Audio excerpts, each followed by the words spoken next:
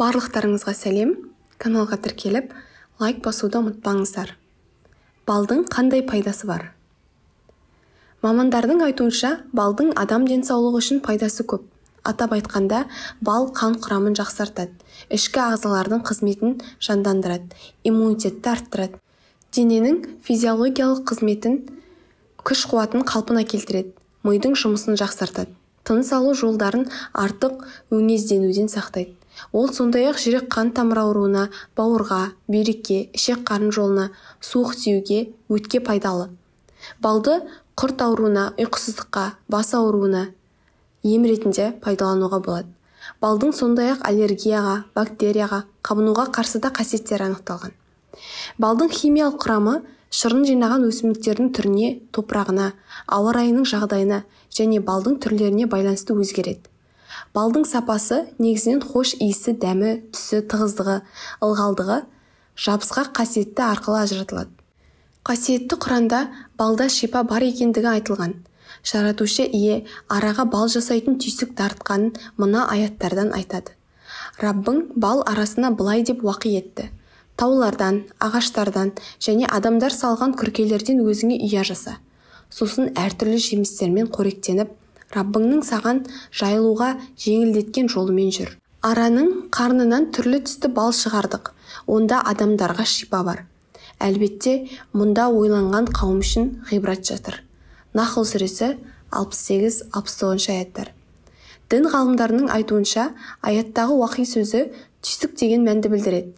Әуеде құстың ұшуы, балықтың суда жүзуі, жаңа туылған нәрестенің емуді тез үйренуі секілді бүкіл тіршілік иелеріне тән түйсікпен араларда ғаламдағы өз міндетін мүлткісіз атқарады. Балдың ағзаға қандай пайдасы бар? Таза тері. Бал өте күшті антиоксидант. Ол терідегі тесіктердің бітелуіне және безеумен терінің ерте қартаюға алып келетін ағзалардағы уытты заттарды шығарады. Балды жеуден бөлек, онымен маскалар жасауға болады. Сонда бет, бархат тәрізді жұмсақ, әрі тегіс болады. Арықтау. Артық салмақтан арылу керек болса, тәтті жеуге болмайтынын барлығы біледі. Бірақ ол тәтті бал емес. Балды жеуге рұқсат етіліп қана қоймай, сонымен қатар оны арықтағысы келетіндерге ұсынады. Ол метаболизмді жақсартатындықтан артық салмақ тез кетеді. Холестерин деңгейін қалыпқа келтіру. Бір қызығы, балдың құрамында холестерин жоқ, бірақ оның құрамында холестерин деңгейін төмендетуге көмектесетін микроэлементтер бар. Жоғарыда айтылғандай, балды күнделікті тұтыну ағзадағы антиоксидант қосылыстарының деңгейіне оң әсер етеді. Ал ол өз кезегінде жоғары холестерин деңгейімен күреседі. Сау тамырлар. Балды күнделікті қолдану жасы келген адамдардың барлығында пайда болатын жүрек қан тамыр ауруларының алдын алады. Медициналық зерттеулер көрсеткендей, балдың құрамына кіретін антиоксиданттар артериялардың тарылуына және қан ұюының алдын алады. Есте сақтау қабілетін жақсартуы. Күнделікті бал тұтынатын адамның есте сақтау қабілеті әлде қайда жақсы дамығаны ғылыммен дәлелденген.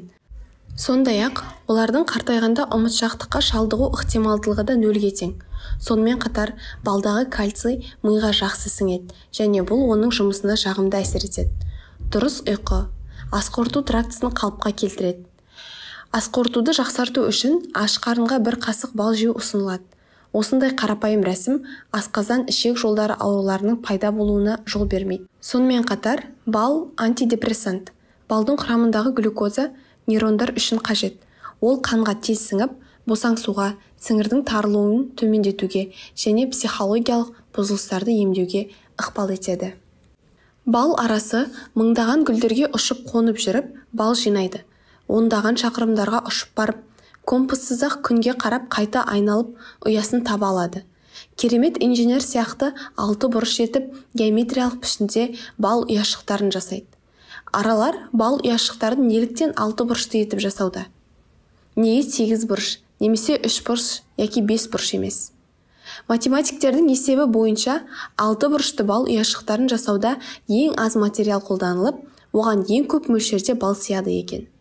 Яғни 6 бұрышты бал ұяшықтары аралар үшін ең тиімдісі болмақ. Бал ұяларын жасаудағы аралардың қолданған тәсілі өте таңғаларлық. Аралар бал ұяшықтарын жасаған уақытта бөлек-бөлек 2-3 жерден бірден бастайды. Яғни бір топ ара бөлек-бөлек жерден бастап бірдей өлшемде 6 бұрыш жасап, олардың барлығы бір-бірімен біріктіре отырып бал ұяшықтарын тоқып, сосын барлығы ортада кездеседі екен. 6 бұрыштардың бір-бірімен біріктірілген тұстары өте шеберлікпен іске асырылғандықтан, кейіннен біріктірілгендіктері мүлдем байқалмайды. Назарларыңызға рахмет. Каналға тіркелуді ұмытпаңыздар.